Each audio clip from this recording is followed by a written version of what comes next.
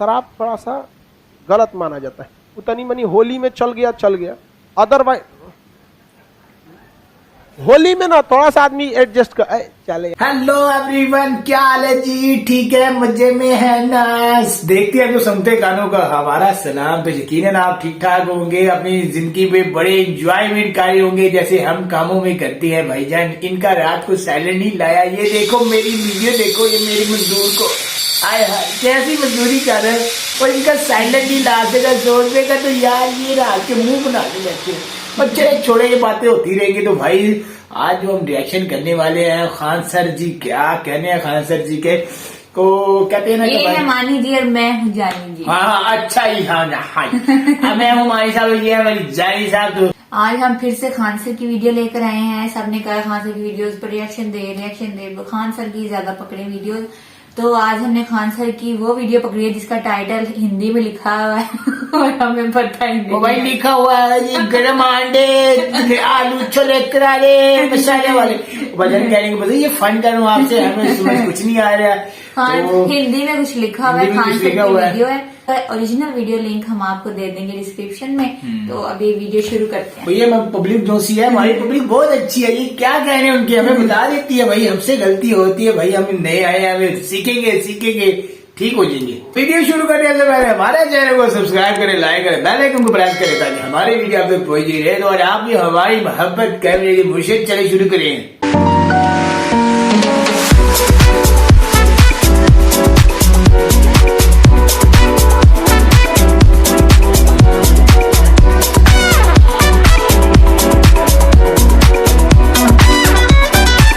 जब सब लोग आ जाते थे दरवाजा बंद करके जहरीला गैस डाल देता था और शीशा वाला खिड़की लगाया था, उसमें से देखता था कि कैसे मर रहे हैं। ओहो मरो। दरिया तेरी खैर नहीं, बूंदों ने बगावत कर दी है, नादा न समझ इनको लहरों ने बगावत कर दी है। हम परवाने हैं मौत समा, मरने का है खौफ का, रे तलवार तुझे झुकना होगा, गर्दन ने बगावत कर दी।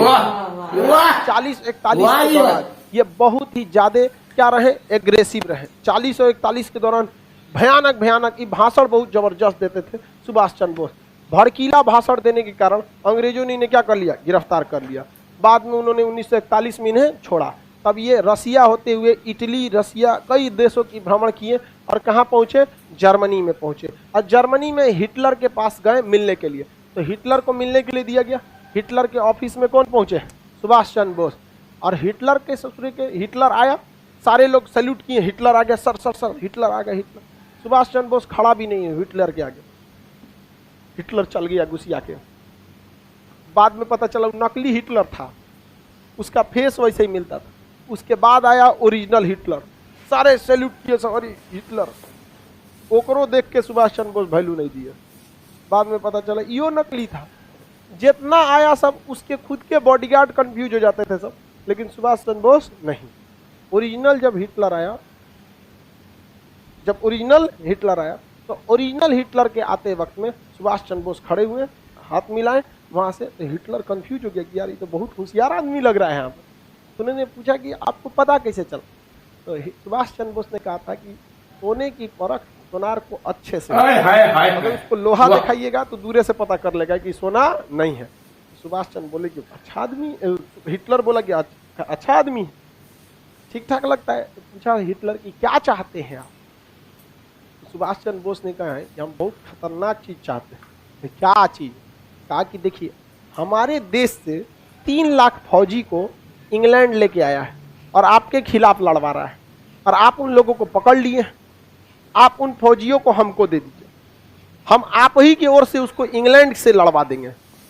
हिटलर का पगला गया है, कोनो मोटर कार समझा है कि अगला गियर लगाओ, बैक गियर लगा दो। अभी आया था हमको मारने के लिए, अभी इंग्लैंड से कैसे मारेगा आप? कहा कि आप वो जिम्मेदारी हमें छोड़ दीजिए। इन लोग को अंग्रेज सब ने क्या किया है, राष्ट्र प्रेम की भावना इनमें से क्या कर दिया है, खत्म कर दिया है। तो इन्होंने कहा कि हिटलर मान ही नहीं रहा था, क्योंकि हिटलर बहुत बड़ा हॉल बनवाया था, जैसे आपका क्लासरूम कैसे है ऐसे ही। इसमें सबको बैठाता था कुर्सी पे, सब लोग बैठ जाते थे। इसमें खिड़की चारों ओर से नहीं थी। जब सब लोग आ जाते थे दरवाजा बंद करके जहरीला गैस डाल देता था और शीशा वाला खिड़की लगाया था, उसमें से देखता था कि कैसे मर रहे हैं। ओहो मरो। बहुत खतरनाक था हिटलर, समझ में क्या? हिटलर बहुत ही मतलब किसी का बातें नहीं सुनता था। आज भी लोग कहते हैं ना हिटलर शाही तुम्हारा नहीं सुनेंगे, किसी की बात नहीं सुनता था। सुभाष चंद्र बोस ने कहा कि आप मार के क्या करेंगे, आप हमें एक मौका दीजिए, हम इन भारतीय सैनिकों को अपने देश ले जाएंगे। और अपने देश ले जाके किसको मारेंगे, ब्रिटेन वाले को मारेंगे। तो ब्रिटेन वाला वहां पिटाएगा तो यहाँ पे भी उसका असर देखने को मिलेगा ही। तो हिटलर ने मौका दिया किसको, सुभाष चंद्र बोस को। सुभाष चंद्र बोस के पास बहुत सारे फौजी थे। तो देखे उन्होंने मत मनाया कि भाई देखो अंग्रेजों को मारो, ऐसे गांधी जी की तरह नहीं कि प्रथम विश्व युद्ध में साथ दिए आजादी मिलेगा, मिल गया आजादी, नहीं। तो तुम द्वितीय विश्व युद्ध में अंग्रेजों का साथ देने आए हो, आजादी मिलेगा, कभी नहीं मिलेगा। भारतीय सैनिक पहले सुभाष चंद्र बोस के खिलाफ थे, क्योंकि सैनिकों को वेतन ठीक ठाक इंग्लैंड दे देता था, लेकिन भारतीय सैनिक जो थे उनको मोटिवेट किए सुभाष चंद्र बोस। बर्मा में इन्होंने प्लान बनाया कि बर्मा के रास्ते मतलब म्यांमार के रास्ते भारत में जाया जाएगा। सुभाष चंद्र बोस बहुत जबरदस्त थे। उनका एक नारा भी था, तुम मुझे खून दो मैं तुम्हें आजादी दूंगा। सुभाष चंद्र बोस सबको क्या किए, एकदम मोटिवेट किए सारे सैनिकों को। वह खून कहो किस मतलब का जिसमें उबाल का नाम नहीं, वह खून कहो किस मतलब का आ सके देश के काम नहीं, वह खून कहो किस मतलब का जिसमें जीवन न रवानी है, जो परवश होकर बहता है वह खून नहीं है पानी है। उस दिन लोगों ने सही सही खून की कीमत पहचानी, जिस दिन बर्मा में सुभाष ने मांगी उनसे कुर्बानी थी। बोले स्वतंत्रता की खातिर बलिदान तुम्हें करना होगा, तुम बहुत जी चुके जग में लेकिन आगे तुम्हें मरना होगा। आजादी के चरणों में जो जयमाल चढ़ाई जाएगी वह सुनो तुम्हारे शीशों के फूलों से गूंथी जाएगी। स्वतंत्रता का संग्राम कहीं पैसों पर खेला जाता है या शीश कटाने का सौदा नंगे सर झेला जाता है। अजान बाहों ऊंची करके बोले रक्त तुम मुझे देना, बदले में भारत की आजादी तुम मुझसे लेना। हो गई सभा में उथल पुथल, सीने में दिल न समाते थे, स्वर इंकलाब के नारे कोसों तक सुनाई देते थे। बोले सुभाष वह आगे आए जिसमें भारतीय खून बहता हो, वह आगे आए जो खुद को हिंदुस्तानी कहता हो, वह आगे आए जो इस पर हस्ताक्षर करता हो, मैं कफन बढ़ाता हूँ, वह आगे आए जो इसे हंस कर लेता हो। सारी जनता हुंकार उठी, हम आते हैं, माता के चरणों में अपना रक्त बहाते हैं। साहस से बड़े युवक उस दिन बढ़ते ही जाते थे, चाकू छुरी कटारों से वे अपना रक्त बहाते थे, फिर उस रक्त की स्याही में वे अपनी कलम डुबाते थे और आजादी के परवाने पर हस्ताक्षर करते जाते थे। उस दिन तारों ने देखा हिंदुस्तानी विश्वास नया, जब लिखा भारत के महारणवीरों ने खून से इतिहास नया। पूरे भारत के सैनिक जो थे, जबरदस्त सैनिकों में उछाल आया, बाप रे पूरे भारत के सैनिक उजाड़ देंगे रे इंग्लैंड को हम यहाँ। हिटलर देखा, कहा कि कौन आदमी है रे यहाँ, पूरा माहौल बदल के रख दिया यहाँ पे। सुभाष चंद्र बोस को देखकर हिटलर बहुत प्रभावित हुआ और हिटलर ने बहुत मतलब सुभाष चंद्र बोस की इज्जत किया और सुभाष चंद्र बोस को हिटलर ने नेताजी की उपाधि दिया था। सुभाष चंद्र बोस के योगदान को कोई नहीं भूल सकता। आप लोग बस एक लाइन पढ़ लेते हैं, तुम मुझे खून दो मैं तुझे आजादी दूंगा।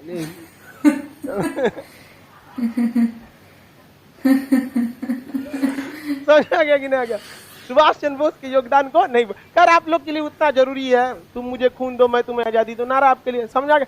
चलो अब आगे समझते हैं। सुभाष चंद्र बोस जो थे वो इन सैनिकों को क्या किए, हिटलर के सहयोग से प्राप्त किए, लेकिन हिटलर ने कहा कि इन सैनिकों में अभी भी ट्रेनिंग का क्या है, अभाव है, ये डायरेक्ट नहीं लड़ पाएंगे। देखो लड़ने आए थे, हम पकड़ के रख लिए कि नहीं रख लिए, इनको क्या जरूरत है, प्रॉपर ट्रेनिंग की जरूरत है। अब देखिए द्वितीय विश्व युद्ध में ना दो एलाइड फोर्स थे, मतलब तीन देश थे जो आपस में एक साथ थे। इधर में था जर्मनी, इटली और यहाँ पे जापान। ये तीनों जो थे ये ध्रुवीय राष्ट्र थे सब, इन्हें कहा जाता है एक्सियल फोर्सेज। और जो एलाइड फोर्सेज थे उसमें बड़े बड़े देश थे, अमेरिका था, कनाडा था, ब्रिटेन था, फ्रांस था, रूस था, ये सब थे सब। तो सुभाष चंद्र बोस ने जो भारतीय सैनिक जो कहाँ फंसे थे, जर्मनी, इन्हें क्या किया, अपने पास लिया। और सुभाष चंद्र बोस हिटलर के सहयोग से आर्म्स एंड एनिमेशन लिया और हिटलर ने किसे भेज दिया, जापान को, कहा कि जापान भेजा इन सैनिकों को। और इन सैनिकों को ट्रेनिंग और अच्छा हथियार किसने दिया, जापान। और जापान ने सुभाष चंद्र बोस को अंडमान और निकोबार द्वीप गिफ्ट में दे दिया। किसमें दिया, गिफ्ट में, क्योंकि इंग्लैंड वालों से ये जापानियों ने कौन सा द्वीप छीन लिया था, अंडमान और निकोबार। तो यहाँ पर सुभाष चंद्र बोस ने अंडमान और निकोबार द्वीप का नाम क्या रख दिया, शहीद एवं स्वराज, शहीद एवं स्वराज नाम रख दिया। और यहाँ पर सुभाष चंद्र बोस को मिला, सिंगापुर में सुभाष चंद्र बोस ने आजाद हिंद सरकार बना लिया। क्या बना लिया, आजाद हिंद सरकार। कहा कि देश गुलाम नहीं है, हमारी सरकार है, अभी हम सिंगापुर से शासन कर रहे हैं, धीरे धीरे धीरे धीरे दिल्ली पहुंचेंगे। और सुभाष चंद्र बोस ने सिंगापुर से ही ऑल इंडिया रेडियो पर बोला था, मुझे इस लड़ाई में राष्ट्रपिता महात्मा गांधी की आशीर्वाद की जरूरत है। तो बताइए महात्मा गांधी को राष्ट्रपिता किसने कहा था, सुभाष चंद्र। देखिए सुभाष चंद्र बोस और महात्मा गांधी में मतभेद नहीं था, दोनों की आइडियोलॉजी अलग थी। सुभाष चंद्र बोस 24 कैरेट गरम दल वाले और महात्मा गांधी 24 कैरेट नरम दल वाले। ये दोनों आपस में मिल नहीं सकते, लेकिन विवाद नहीं था। आप इतिहास को उस तरह से पढ़िए जिस तरह से हुआ है, ऐसे नहीं कि आप कह देंगे महात्मा गांधी उसमें झगड़ा था। अब आप ही बताओ, हम जीएस के टीचर और कोई मैथ के टीचर, हम दोनों लोग एक चीज पे कैसे जा सकते हैं? भाई उनका चीज पढ़ाने का तरीका अलग, हमारा अलग है, दोनों अलग अलग होंगे कि नहीं, लेकिन अल्टीमेट काम क्या है? आप लोग का रिजल्ट दिलाना। अगर हम जीएस, हम या इंडिया का कोई भी जीएस का टीचर, उसका जीएस में योगदान है, जो भी मैथ के टीचर उनका मैथ में योगदान है, रीजनिंग में योगदान है। आपको तो जरूरत दोनों की है। ऐसा थोड़ी है कि आप जीएस पढ़ लेंगे मैथ नहीं पढ़ पाएंगे तो आपका रिजल्ट हो जाएगा। आपको तो बैलेंस लेके चलना है। वो अलग बात है कि बीपीएससी, यूपीएससी या दरोगा, रेलवे, इस सब में जीएस का वेटेज ज्यादा है, लेकिन ओवरऑल आपको तो लेके सबको चलना है। तो नरम दल भी जरूरत थी और गरम दल भी जरूरत थी। युवाओं का कहना है कि नरम दल की क्या जरूरत है? अरे नहीं भैया, संगठित करने का काम नरम दल ही किया। और आप ध्यान से देखेंगे, नरम दल से ही जो एक्सट्रीमिस्ट लोग थे वो गरम दल के रूप में गए थे। समझ आ रहा है कि नहीं आ रहा है? किसी को कोई दिक्कत नहीं? तो महात्मा गांधी से सुभाष चंद्र बोस ने क्या कहा? राष्ट्रपिता। सर सुभाष चंद्र बोस इतने पढ़े लिखे थे फिर भी गरम दल के कैसे हो गए? भाई गरम दल और नरम दल ये पढ़ने लिखने पे उतना डिपेंड नहीं करता है, डिपेंड करता है आइडियोलॉजी कैसे है। हम नरम दल के हैं तो हम आज भी कहते हैं कि हम मतलब पढ़ाते हैं बस, बट टीचर बनने का हमारा 1% भी सपना नहीं, 1% भी नहीं। पढ़ाते हैं वो अलग बात है। शुरुआत में हम पढ़ाना चालू किए थे फ्रस्ट्रेशन दूर करने के लिए, क्योंकि हमको आर्मी में इस चीज से छांटा था जो कभी सही नहीं हो सकता। नंबर कम था, छाट देते, अगली बार और मेहनत करके आते। मेरिट में हाथ बहुत टेढ़ा है ससुरा, दिखता है यहाँ पे ऐसे हो गया। यहाँ पर फ्रस्ट्रेशन में कभी मम्मी को बोल देते थे आपको ध्यान नहीं रखना चाहिए, बचपन में तेल ओल सही से मालिश किया जाता है। बहुत ज्यादा फ्रस्ट्रेट थे, तो हम पढ़ाना चालू किए थे फ्रस्ट्रेशन में, अकेले टेंशन में रहते थे, सोचते थे तो हमारा जिंदगी खत्म हो गया। एक को तो सपने देखे थे, फौज में जाना है, ऐसा ही कैसे होगा, आर्मी में कुछ नहीं सुनता है। तो हम फ्रस्ट्रेशन की वजह से पढ़ाना चालू किए थे, यही में पढ़ाते रह गए आप। समझ में कि नहीं? तो ऐसा नहीं है कि भाई जो पढ़ा लिखा है वो गरम दल का नहीं हो सकता है, नरम दल का ही रहेगा। अमूमन देखिएगा गांव वगैरह के लोग, ग्रामीण क्षेत्र के लोग गरम दल वाले होते हैं। मार ससुरा के, निकाल लाठी, यहाँ मार दे, यहाँ पे तुरंत मारो यहाँ पे। तो शहरी क्षेत्र के लोग थोड़ा सा नरम दल, ग्रामीण क्षेत्र के लोग थोड़ा गरम दल। बट पटना शहरी क्षेत्र है, हमको लगता है यहाँ सब गरम दल का। अजीब टाइप का मेंटेलिटी हो गया यहाँ पर। जाम में फंसे थे भिकना पहाड़ी पे, एक लड़का पैदल जा रहा था, एक स्कूटी वाला को हल्का सा लग गया, ज्यादा जोर से नहीं लगा। जाम में कितना लगेगा? कह रहा है भाई पैरवा पे चढ़ा दिया, नहीं दिख रहा है। तू उठ के कह रहा है, एक झापड़ दे दिया। बड़ा खराब लगा हमको। वो केवल इसीलिए एक झापड़ उसको दे दिया क्योंकि वो देख रहा था कि ये पैदल है, क्या कर लेगा मेरा। मेंटेलिटी सोचिए, अगर सामने वाला कुछ नहीं कर सकता है तो हम कुछ कर देंगे। तनी हमरा से बोले स्कूटी या ओकरा सहिते गड़िया में रख लेते हैं। हाँ, यहाँ कोल्ड स्टोर है, ये अगले सीजन में छोड़ते हैं ना। मतलब देखिए मेंटेलिटी देखिए लोगों की, उसके अंदर गुस्सा पावर कुछ नहीं है। वो देख रहा है कि हमारा जिससे झगड़ा है वो कुछ नहीं कर सकता। वही विधायक जी रहते तो बांध के लेके चल जाते हैं, चुनाव में होकर बांट देते एक देख रहा था। चलो अब आगे समझते हैं। तो बताइए, सुभाष चंद्र बोस ने आजाद हिंद सरकार की स्थापना कहाँ कर दिया? सिंगापुर में। और यहीं से सैनिकों को कहा था कि अब हमें यहाँ नहीं रुकना है, कहाँ चलना है? दिल्ली चलो। दिल्ली चलो का नारा, बस तुम मुझे खून दो मैं तुम्हें आजादी दूं। सुभाष चंद्र बोस। नेताजी की उपाधि किसने दिया इन्हें? Adolf Hitler. Adolf Hitler, Hitler का पूरा नाम एडोल्फ हिटलर था। हिटलर का पूरा नाम क्या था? Adolf Hitler. अब यहाँ से ये बर्मा में आए, कहाँ पहुंचे? बर्मा। बर्मा में यहाँ पर उन्होंने हेड ऑफिस बनाया था, बर्मा, अभी का नाम म्यांमार है। वहां पर यहाँ पर आजाद हिंद फौज से उनकी क्या हो गई? मुलाकात। क्योंकि सुभाष चंद्र बोस के पास जो सेना थी तो वो वेल ट्रेंड थी। जर्मनी में भी ट्रेनिंग मिला, जापान में भी मिला, आधुनिक हथियार मिला और एक योग्य कमांडर मिला। आपका कमांडर तगड़ा रहना चाहिए, युद्ध आप ऐसे ही जीत जाएंगे। अगर कमांडर डरपोक मिल गया, युद्ध कभी नहीं जीत पाएंगे। वहां पर चाइना और भारत के बीच जो गलवान घाटी हो रही है, तो भारत अभी भी वहां अपना पंजाब रेजिमेंट का 11 कोर को तैनात किया हुआ है। अभी भी 1.5 साल हो गया, अभी भी वहां हमारे ही कमांडर वही हैं। और चाइना ने अपने कमांडर को 7 बार बदल चुका, 7 बार बदल चुका। सोच सकते हैं इसलिए हम गर्व है हमें हिंदुस्तानी सेना पे। आज भी वो डटे हुए। वहां पे बिहार रेजिमेंट वाला मारा था सब। ये तो और मन बड़ होता है, दौड़ा दिया वहां पर। इनके कमांडर कहते रह गए, अरे एग्रीमेंट है हम लोग का 1996, हम हथियार नहीं चला सकते। यार ही बोला था कौन मार गोली चला रहा है, लाठिए बहुत होलो है। एक ट्रेनिंग तो हम लोग को बचपने से है। मार लाठी मार दी। बताइए इस देश का कमांडर बदला जाएगा, उस देश का सेना का मनोबल गिरेगा कि नहीं गिरेगा, खत्म हो जाएगा। अब वो सब टिक नहीं पाता, ऐसा ना खाना पे भी बोला जाता। अमेरिकन सेनापति ने कहा था कि सेना कितना लड़ेगी ये डिपेंड करता है उसके पेट में कितना अनाज है। तो भारतीय सेना का खाना जो है ना, या इंडियन खाना बहुत ठोस होता है। चाइनीज वाला चाउमीन का उस तरह हम लोग का ये अटक जाएगा। चाउमीन खत्म होने के बाद पता चलता है कि नहीं अब पेट में पहुंचा है, तब तक तो हम लोग के एसोफेगस में अटका रहता है। चाउमीन खा के लड़ाई करेंगे। यहाँ बिहार वाला है, लिट्टी खा के जाएगा, चना भिगा के ले जाएगा, मार तुझे। तो सुभाष चंद्र बोस के पास एक अच्छी फौज थी कि नहीं थी? सुभाष चंद्र बोस के पास एक योग्य सेना थी, और सुभाष चंद्र बोस में नो डाउट एक योग्य सेनापति थे। हालांकि वो खामखा में आईएएस की नौकरी में गए थे, उनको भी सेना में जाना चाहिए, लेकिन वो भी सेना में नहीं जा पाए। कोई बात नहीं, लेकिन सेना में सर्व करने का मौका मिला कि नहीं?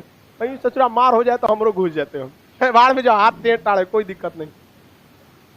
अब तो दीजिएगा ना निपटा, हमरा देता तो हम कब के तिब्बत में घुस जाते तो बाढ़ में जो है।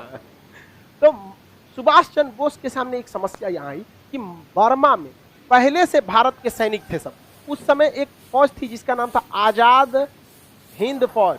आजाद हिंद फौज, ठीक है, आजाद हिंद सरकार ने गठित किए थे सुभाष चंद्र बोस। आजाद हिंद फौज, कैप्टन मोहन सिंह एक कैप्टन थे, कैप्टन मोहन सिंह। कैप्टन मोहन सिंह ने आइडिया दिया कि क्यों ना हम भारतीयों के लिए एक फौज बनाएं। तो ये किसने आइडिया दिया? कैप्टन मोहन सिंह। और ये जिम्मेदारी दी गई रास बिहारी बोस को। किसे दी गई? रास बिहारी बोस। रास बिहारी बोस ने इसका गठन किया, लेकिन उस समय तक रास बिहारी की बोस 70 से ज्यादा उम्र के हो गए थे। अभी बताइए सेना का कमांडर 70 से ज्यादा उम्र का, सेना में मनोबल रहेगा? सेना में एकदम भयानक गरजने वाला होना चाहिए, वहां पर बॉर्डर पे एकदम गरजने वाला सेनापति चाहिए। दरिया तेरी खैर नहीं, बूंदों ने बगावत कर दी है, नादा न समझ इनको लहरों ने बगावत कर दी है। हम परवाने हैं मौत समा, मरने का है खौफ का, रे तलवार तुझे झुकना होगा, गर्दन ने बगावत कर दी है। खतरनाक होना चाहिए एकदम सेनापति, मार करा दे सजुरा, जो मरलो रहे दोनों हथियार उठा लेके मारे सजा। यहाँ पर एकदम सेनापति का मतलब क्या होना चाहिए? एकदम खूंखार, चंडाल, एकदम तनिको मोह माया नहीं, लास्ट पे बैठ के ससुरा खाना खा ले और जेब चेक करे कुछ बचल है का एकरा में। ऐसा सेनापति एकदम क्रूर होना चाहिए, काट डाले वहां पर। रास बिहारी बोस बहुत ही योग्य व्यक्ति थे, रास बिहारी बोस। लेकिन उम्र का तकाजा होता है, हर इंसान का उम्र ढलने के बाद नहीं हो पाता है। 70 साल की उम्र के बाद क्या करें? हम इतना पढ़ा रहे 50 साल, 4-5 साल बाद हम इतना ना पढ़ा पाएंगे, कितना बोचले होगा हम लोग में। तो बुढ़ापा में इंसान नहीं हो पाता। तो सेना ने कहा कि अब हमें यह कमांड किसको दे देना चाहिए? सुभाष चंद्र बोस को। तो बताइए सेना का कमांड, आजाद हिंद फौज के कमांड किसने संभाल लिया? सुभाष चंद्र बोस। इन्होंने संभाला था 1942 में। कब संभाला था? 1942। क्या 1942 में आजाद हिंद फौज बनी थी? नहीं, बहुत पहले बन गई थी, छीट-फूट थी इधर उधर यहाँ पर। अब इन्होंने क्या किया? आजाद हिंद फौज बनाया, और इन्होंने कई ब्रिगेड बनाया। लक्ष्मी ब्रिगेड बना दिया, महिलाओं का क्या बना दिया? Lakshmi brigade, Subhash brigade, Gandhi brigade, Nehru brigade, पूरा सेना का गठन बना दिया, भयानक। और सेना का एकदम जबरदस्त इनके पास क्या था? हथियार था। जापानियों से सहयोग मिला था, हिटलर से सहयोग मिला था, और ये अब म्यांमार के रास्ते कहाँ बढ़ने लगे? भारत की ओर। जापान से एक उम्मीद थी, लेकिन 6 अगस्त 1945 को अमेरिका जापान पे बम पटक दिया। दूसरा 9 अगस्त को फिर पटक दिया। अब जापान ने हाथ खड़ा कर दिया, हम क्या कर सकते हैं? तो सुभाष चंद्र बोस की मृत्यु के बाद सेना का मनोबल ही गिर गया, और सेना के ऊपर भारी पड़ गए कौन? अंग्रेज। क्योंकि अंग्रेज को अब टेंशन नहीं, उधर जापान मारा गया, इधर जर्मनी मारे गए। एगो बच्चा था इटली, इटली का था डोमिटो मुसोलिनी, ये महालोल था ससुरा। ये तो माँ, इसकी जनता ने इसको पकड़ के तमाचा मार दिया। इसी के देश की जनता ने मुसोलिनी को इसी के देश में तमाचा मार के मारी। उसका बेचारा का सब उखड़ गया था, इतना मार मारे थे सब, चौराहा पे फांसी दे दिया। महाबैल था मुसोलिनी। मुसोलिनी का कहना था जो पुरुष युद्ध नहीं लड़ा वो बाज महिला के समान है। कोई बात नहीं भाई, युद्ध जरूरी है, लेकिन युद्ध किस हाल में जरूरी है ये है। आप युद्ध को बहुत हद तक टालिए, आखिरी डिसीजन होना चाहिए, युद्ध होना चाहिए। ऐसा थोड़ी कि युद्ध कर दो एकदम। यहाँ पर सुभाष चंद्र बोस की मृत्यु के बाद आजाद हिंद फौज के सैनिकों को गिरफ्तार किया गया और लाल किला में इनके खिलाफ मुकदमा चलाया गया था। आजाद हिंद फौज के सैनिकों पर मुकदमा कहाँ चलाया गया था? लाल किला। और लॉर्ड लिनिथगो थे उस समय भारत के वायसराय। उसके बाद लॉर्ड लिनिथगो के समय बाद आए थे मिंटो उंटो को, इसको भेजा गया, माउंट बेटन वगैरह। तो इसके ऊपर मुकदमा चलाया गया। तो उसके बाद जब मुकदमा चलाया गया तो भारत के जवाहरलाल नेहरू वकील जो थे, काटजू थे, तेज बहादुर सप्रू थे, बहुत सारे वकीलों ने आजाद हिंद फौज के सैनिकों का पैरवी किया और जज से कहा कि गलती से भी आप सजा मत सुनाइएगा। याद है मंगल पांडे? हाँ, एगो को सुनाए थे मंगल पांडे को, बाकी 1857 का क्रांति किया था ना। अभी माहौल सही नहीं है जज साहब, आप इनकी सजा को माफ कर दीजिए वरना फिर बवाल कर देगा सभी सैनिक सब। तो जज ने कहा माफ करने की शक्ति हमारे पास नहीं है, राष्ट्रपति को होती है। उस समय राष्ट्रपति के पद पर वायसराय हुआ करता था। तो वायसराय ने इनकी सजा को क्या कर दिया? माफ कर दिया। अगर द्वितीय विश्व युद्ध नहीं होता तो हम लोग 1947 में आज़ाद नहीं होते, ये वास्तविकता है। द्वितीय विश्व युद्ध नहीं होता तो हम 47 में तो आज़ाद नहीं होते, 55 में होते, 51 में होते, लेकिन 47 में तो किसी कीमत पे आज़ाद नहीं होता। क्योंकि देखिए ना, ऐसा कौन सी घटना लगा जिसने अंग्रेजों को ज्यादा नुकसान पहुंचाया? द्वितीय विश्व। बाकी भारत छोड़ो आंदोलन केवल इसीलिए हुआ था कि अंग्रेज द्वितीय विश्व युद्ध में बिजी थे। रियलिटी देखिए, टाइमिंग नहीं देख रहे हैं। क्रिप्स प्रस्ताव आया, भाई बहुत मजबूरी है, गांधी जी उसको कमरा में ले गए। बहुत जरूरी है क्या फौज की, ताकि गांधी जी आप ही बचा सकते। प्रथम विश्व युद्ध में आप ही सैनिकों को भेजे थे, हम लोग आपको सार्जेंट बोले थे, बहुत जरूरत है, दिक्कत हो गया है। गांधी जी का यही तो हम जानना चाहते, जाओ हम भेजेंगे। गया बेचारा क्रिप्सवा, भारत छोड़ो आंदोलन, कहा कि बहुत कमीना आदमी है। तो द्वितीय विश्व युद्ध नहीं होता तो हम लोग को आज़ादी इतना जल्दी नहीं मिलता। बाकी देखिए, भगत सिंह 1930 में ही इन्हें फांसी, 31 में फांसी दे दी गई। चंद्रशेखर आजाद, राम प्रसाद बिस्मिल, अशफाक उल्लाह खां, ये लोग 30 के दशक तक ही इन लोग को क्या कर दिए थे? अंग्रेज फांसी दे के, गोली मार के, कैसे भी क्या कर दिए थे? खत्म कर दिए। 30 के बाद कोई बहुत बड़ा क्रांतिकारी आंदोलन ही नहीं मिलेगा। सुभाष चंद्र बोस का मिलेगा। और सुभाष चंद्र बोस को भी देखिए क्या हुआ, द्वितीय विश्व युद्ध में जर्मनी जापान मराया और पूरा खत्म हो गया। क्योंकि हम लोग के पास अपना क्या था? ना फैक्ट्री थी, ना हथियार था, ना कुछ सैलरी उलरी कहाँ से दीजिएगा यहाँ पर। तो बहुत द्वितीय विश्व युद्ध हुआ भी तो एक तरह से हम लोग के लिए क्या था?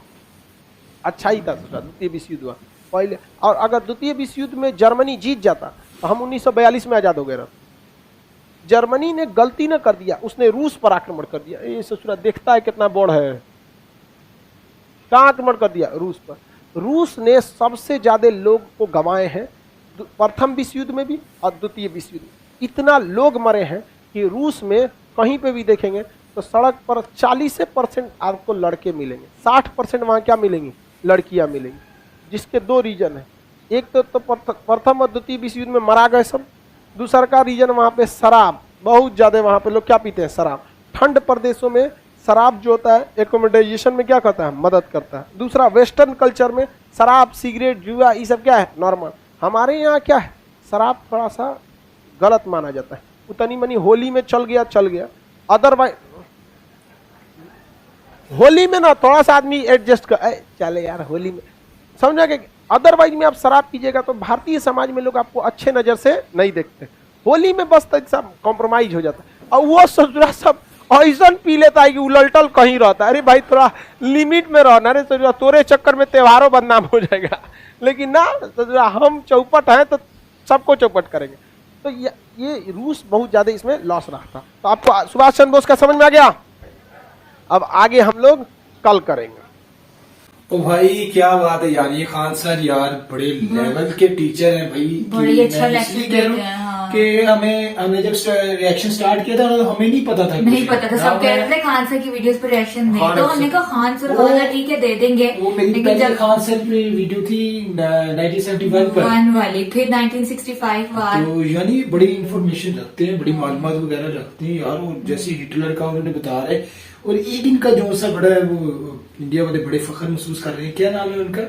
सुभाषन बोस लिखा हुआ है। हाँ, तो उसका बड़ा अहम किरदार जो बता रहे थे। एक दफा फेक हिटलर गया है तो उसको सलूट नहीं किया, दूसरी दफा गया उसको सलूट नहीं किया, तीसरी दफा तो हिटलर करता है। ये बड़ा है। तो कहने का मकसद ये है कि भाई खान सर की हम इसलिए तारीफ करें कि यार एक स्टडी तो सारे कराती है, उनका टीचिंग स्टाइल स्टडी सारे कराती है।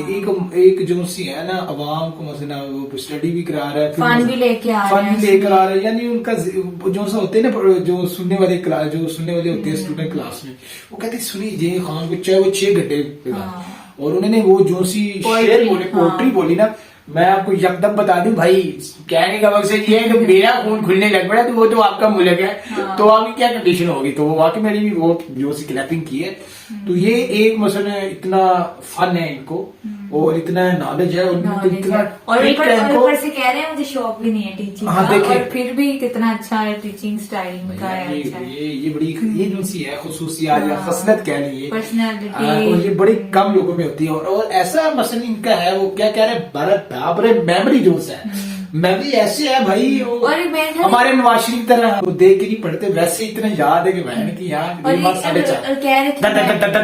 कह रहे हैं कि मैं मैथ का टीचर हूँ, मैथ के टीचर। एक ने कुछ बोला था, अब इसलिए मैं आपको कहता हूँ बादाम खाया करिए, मेरी पर ना करिए। हम नहीं, मेरे ख्याल से मैथ के टीचर ही है ये ना, ज्यादातर मुझे लगता है मैथ के टीचर इसी तरह से पढ़ाते हैं भाई। जो भी है देखा उनने मुझे, हमें वो जापान का पता चला, फिर वो जर्मनी का, इटली में क्या क्या हुआ, और हिटलर वो बता रहे थे कि वो इतना जालिम इंसान था, यानी जिंदा इंसानों को किसी कमरे में या पत्नी शीशे वाले बॉक्स में डाल के जहरीली गैस छोड़ देते। खान सर बता रहे देखते थे कि शाले कैसे मारे यार, इतना जालिम। और वही झुक गया सुभाष बोस के आगे, सुभाष बोस के आगे झुक गया, ये भी इन्होंने बताया, हिटलर ही झुक गया। बड़ी बात है, बड़ी बात। सुना था कि बहुत जालिम वो गुजरे हैं और उन्होंने बड़े बंदे मारे हैं।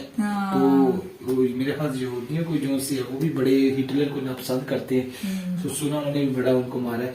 और फिर ये भी उन्होंने बताया कि एक 1945 में एटम बम गिराया जापान पर, और फिर एक पत्नी कौन से अगस्त के महीने में एक गिराया। तो फिर खान सर से हमें ये पता चला ये इनकी इंफॉर्मेशन से कि वो कह रहे हैं कि अगर पता नहीं वो क्या ना होता तो द्वितीय विश्व ना होते, पता नहीं द्वितीय युद्ध है, पता नहीं द्वितीय विश्व, इनकी लैंग्वेज समझ नहीं आई। पटना के जो रहने वाले हैं, अच्छा शायद वो हमें पब्लिक बता देगी ना, बता देंगे कि बता रही थी कि ना होती तो जो भारत है 1947 में ये आजाद ना होता, 1947 में ना होते, यानी कोई 1955 में हो जाते आजाद।